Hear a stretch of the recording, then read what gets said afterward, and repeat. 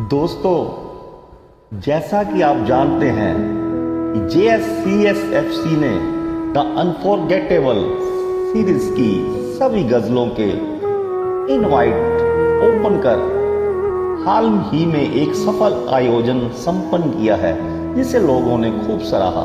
Samuel में इसके कई एपिसोड ट्रेंडिंग में आए, जो हमारी विशेष उपलब्धि रहे।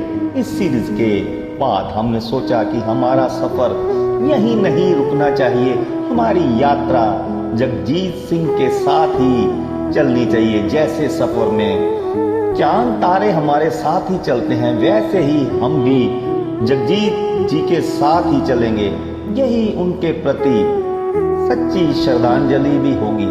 1977 में द अनफॉरगेटेबल LP के रिलीज के बाद जगजीत जी ने पीछे मुड़कर नहीं देखा। प्रतिवर्ष उनकी एक न एक LP किसी न किसी कंपनी द्वारा अवश्य रिलीज हुई, जो मील का पत्थर साबित हुई।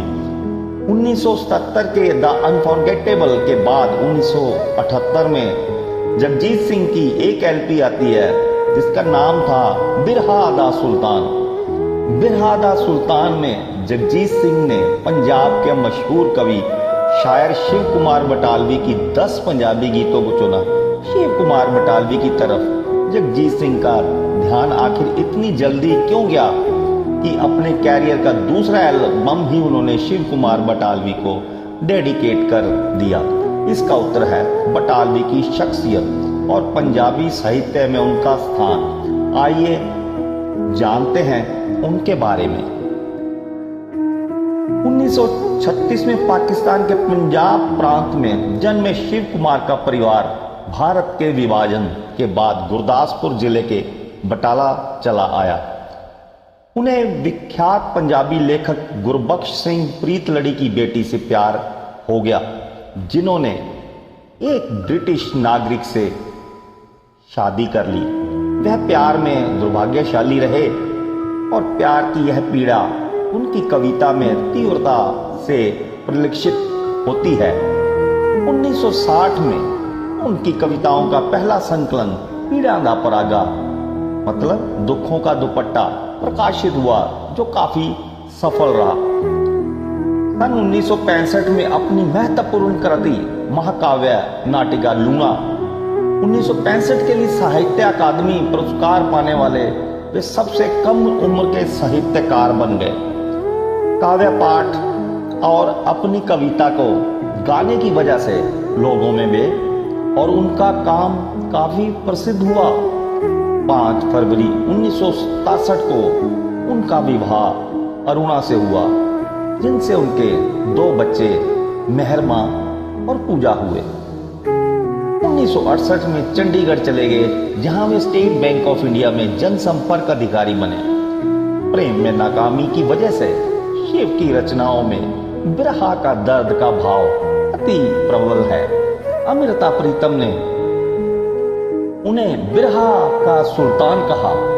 इसी नाम से ही जगजीत सिंह चित्रा सिंह ने एल्बम निकाला। शिव की रचनाओं में निराशा व मृत्यु की इच्छा प्रबल रूप से दिखाई पड़ती है। 7 मई 1973 में 36 साल की अल्पायु में उनका निधन हो गया। उनकी कई कविताओं को दीदार सिंह परदेसी ने भी गाया है। जगजीत सिंह चित्रा सिंह के अतिरिक्त सुरिंदर कौर ने भी उनकी अनेक कविताओं का गायन किया है। नुसरत फतेह अली खान ने उनकी कविता माए नी माए को गीत में ढाला है, जो अपनी रूहानी पुकार के लिए जाना जाता है। रब्बी शेरगिल के एक एल्बम रब्बी में उनकी कविता इश्तिहार शामिल है। पंजाबी लोक गायक हंसराज हंस ने भी शिव कुमार की कविता पर गम नामक एक लोकप्रिय एल्बम बनाया 2005 में। एक कुड़ी जीदा नाम मोहब्बत शिव कुमार बटालवी शीर्षक से एक संकलन एल्बम जारी किया गया, जिसके गीत महेंद्र कपूर, जगजीत सिंह और आशा सिंह मस्ताना ने गाए। शिव कुमार बटालवी की कई कविताओं का प्रयोग हिंदी फिल्मों में होता रहा है। वर्ष 2009 में आई फिल्म लव आजकल के लिए संगीतकार प्रीतम ने बटालवी की कविता आज दिन चढ़िया तेरे रंग वर्गा पर गीत बनाया था। 2016 में संगीतकार अमित त्रिवेदी ने फिल्म उड़ता पंजाब के लिए उनकी कविता एक कुड़ी पर आधारित एक गीत बनाया था। ऐसे विलक्षण कवि भला जगजीत के कवि हृदय को कैसे नहीं छूते। यह जगजीत की आवाज का जादू और कंपोजिशन का कमाल ही तो था कि पंजाबी नहीं समझने वालों के दिल में भी शिव कुमार बटालवी के सारे गीत बड़ी आसानी से उतर गए और जगह बना पाए। एक गीत जो उन्होंने बीबीसी दूरदर्शन के लिए भी गाया, बहुत लोकप्रिय हुआ।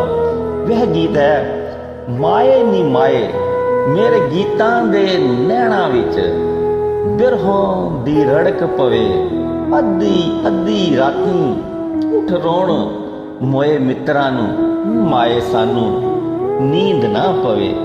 इसका अर्थ हुआ माई री माई मेरे गीतों की आंखों में बिरहा की किरचें पड़ रही हैं। ये आधी आधी रात को उठकर उनकी याद में रोते हैं। माए री माए मुझे नींद नहीं आती है। तो आइए JSCSFC की ओर से अपनी अगली कड़ी में हम जगजीत सिंह जी की दूसरी एल्बम बिरहा द सुल्तान के गीतों से करते हैं।